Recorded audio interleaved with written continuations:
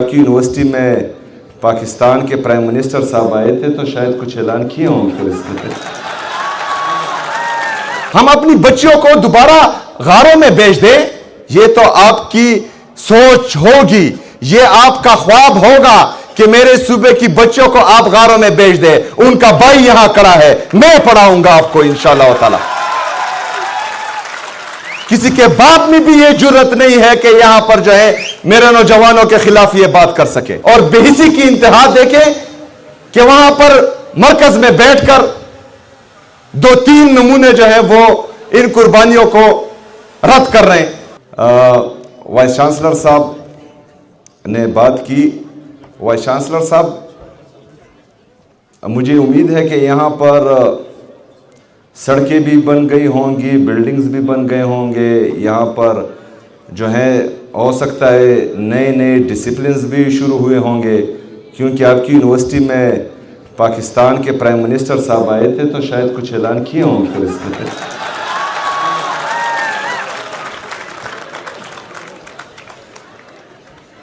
बहरहाल हमारा सूबा और हमारी सूबाई हुकूमत, इसका दिल बड़ा है। यहाँ पर जो भी आता है हम वेलकम करते हैं। किसी के लिए ना मार्केट बंद करते हैं, ना बिजली बंद करते हैं, ना रास्ते बंद करते हैं।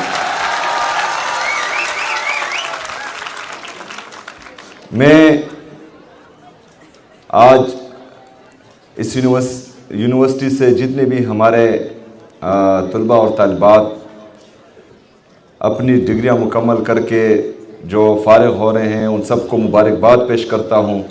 उनके लिए नेक तमन्नाओं का इजहार करता हूं और उम्मीद करता हूं कि इंशाअल्लाह ताला ये आगे जाकर अपने सूबे को, अपने मुल्क को इंशाअल्लाह ताला बेहतरीन अंदाज में रिप्रेजेंट करेंगे। मेरा प्रिंसिपल था सर हसनैन नकवी। शायद जो हमारे बुज़ुर्ग हैं वो जानते होंगे, वो कैंट नंबर 1 पेशावर का प्रिंसिपल हुआ करता था, फिर मेरे स्कूल का प्रिंसिपल था। तो हम जब मैट्रिक से फारिग हुए तो उन्होंने एक नसीहत की थी हमारे आखिरी दिन, जब हम मैट्रिक से फारिग हो रहे थे। तो उन्होंने कहा था कि आप स्कूल से फारिग हो रहे हैं, अभी आप कॉलेज जाएंगे। हो सकता है किसी की ख्वाहिश हो कि वो डॉक्टर बने, किसी की ख्वाहिश हो कि वो इंजीनियर बने, और मुख्तलिफ ख्वाहिशें होंगी।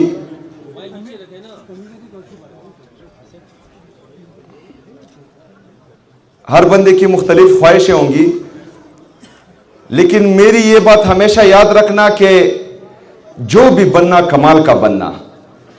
तो आप जिस फील्ड से भी हैं, जो भी फील्ड आप सेलेक्ट करते हैं, उसमें आप कमाल बने। तो हमारी जो गोल्ड मेडलिस्ट हैं उनको भी मैं मुबारकबाद पेश करता हूं, और हमारी होनहार तलबा और तालिबात, मैं आपसे वादा करता हूं कि इंशाअल्लाह ताला आपकी टैलेंट के दरमियान आपकी फाइनेंशियल क्राइसिस नहीं आएंगी। इंशाअल्लाह ताला वो हुकूमत खैबर पख्तूनख्वा आपकी एजुकेशन का देखभाल करेगी इंशाअल्लाह। मलिक दिल साहब कह रहे थे कि गाजी में हरीपुर यूनिवर्सिटी का कैंपस होना चाहिए, तो उस कैंपस का ऑलरेडी मैं ऐलान कर चुका हूं। यहाँ के तमाम MPAs और हमारे जो साबका MNA हैं वो भी यही डिमांड कर रहे थे, तो मैं उस कैंपस का बाकायदा ऐलान करता हूं यहाँ पर।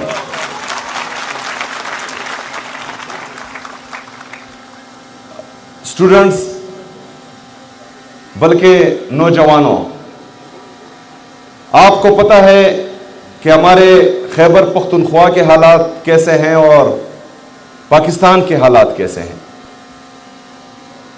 मैं जब से आया हूं और जब से मैंने हल्फ उठाया है, तो इमरान खान साहब के विजन के मुताबिक सबसे पहले हमारे सूबे का अमन बहुत ज़रूरी है, उसके बाद हमारा एजुकेशन और हेल्थ। तो इन तीनों पर इन 3 महीनों में इंशाअल्लाह ताला मेरी जो 100 दिन की परफॉर्मेंस है वो भी बहुत जल्द आप लोगों के सामने आ जाएगी।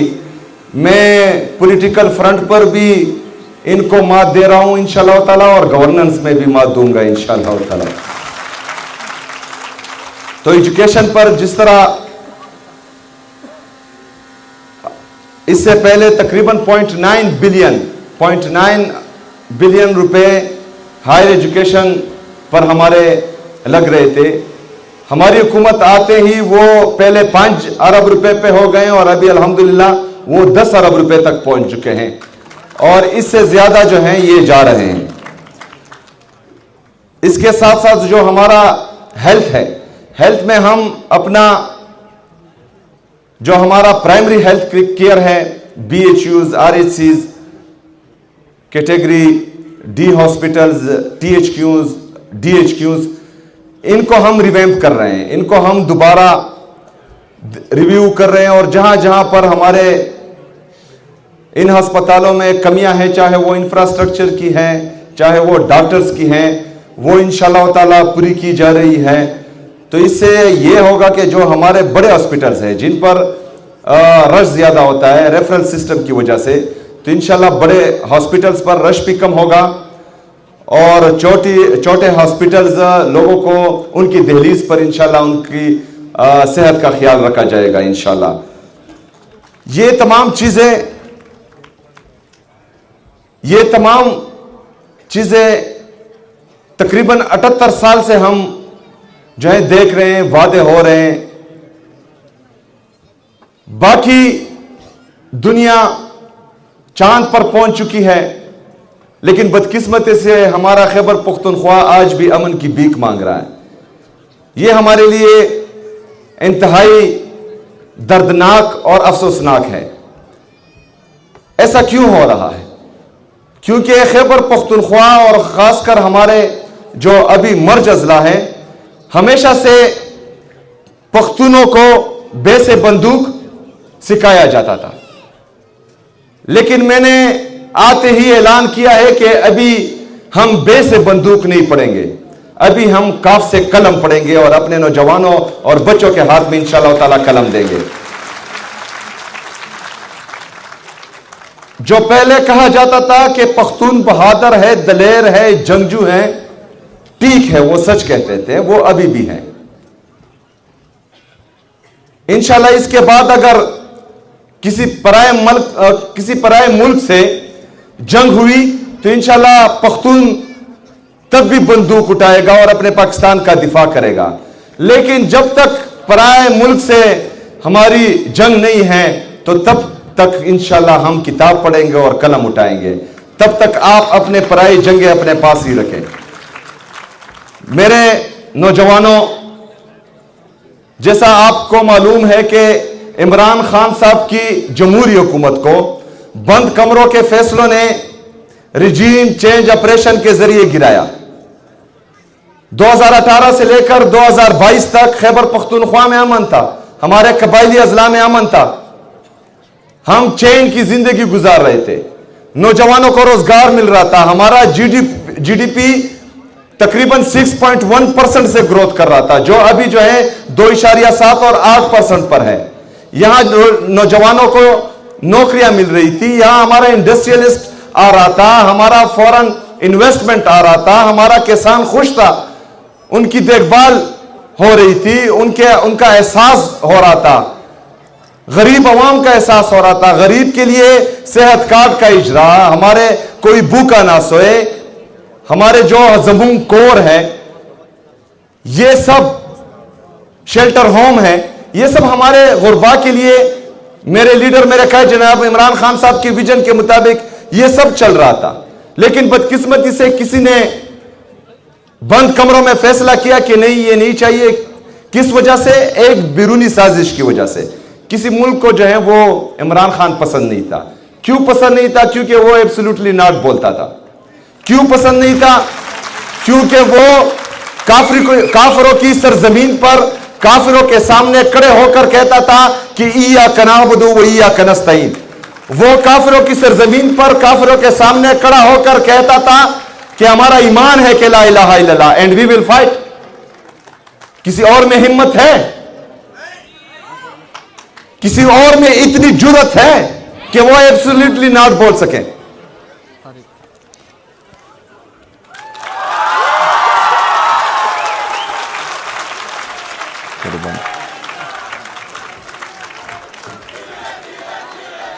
یہ کسی اور میں جرت کیوں نہیں ہے؟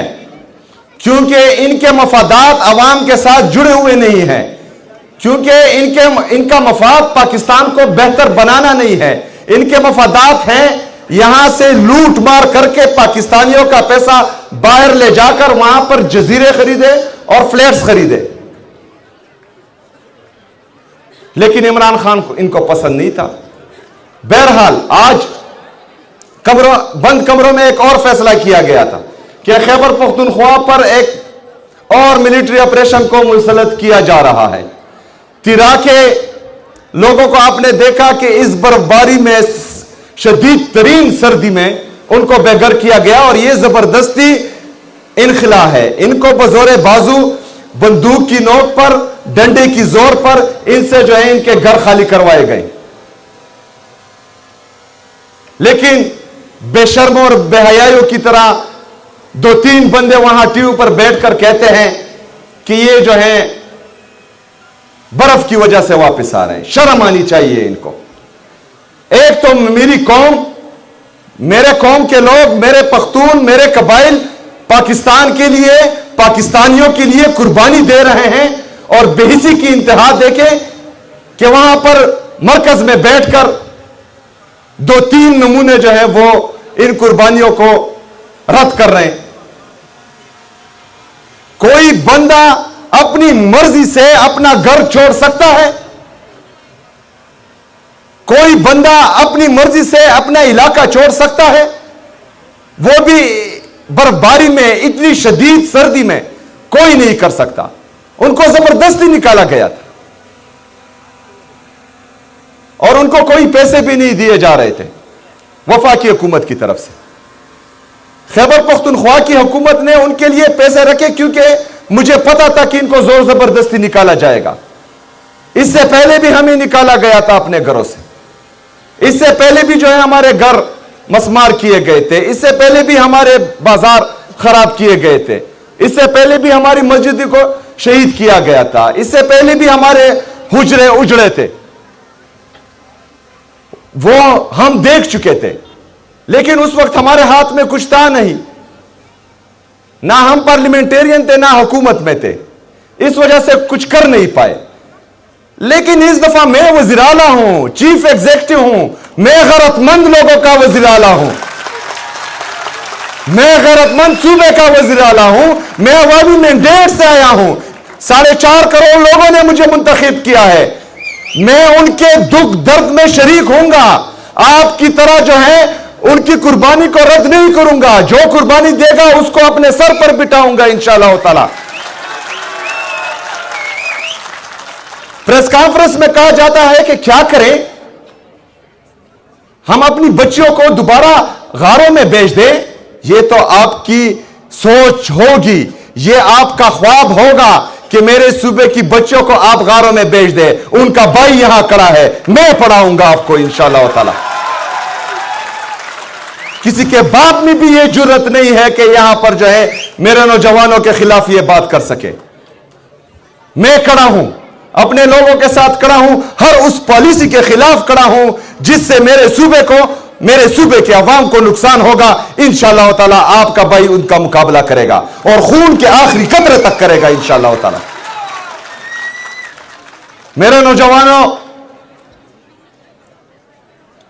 میری بہنوں، میرے بھائیوں، یاد رکھنا کہ جو بھی پاکستان میں ان کے سامنے کھڑا ہوتا ہے ان کا حشر آپ لوگوں نے دیکھا ہے، لیکن مجھے نتائج کی کوئی پرواہ نہیں ہے۔ نہ میرا لیڈر کسی کے سامنے جھکا ہے، نہ انشاءاللہ اس لیڈر کا سپاہی کسی کے سامنے جھکے گا انشاءاللہ۔ یہ پوری دنیا کی طاقت لگا لیں، مجھے ڈرا نہیں سکتے۔ یہ پوری دنیا کی